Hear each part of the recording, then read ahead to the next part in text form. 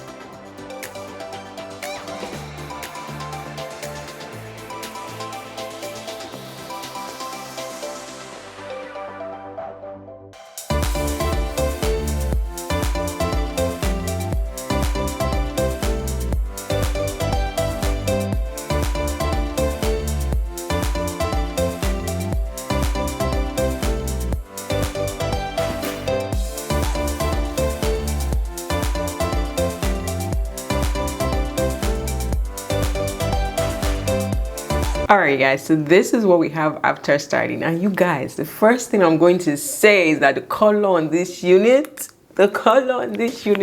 is gorgeous. Like, can you guys see all that we have going on?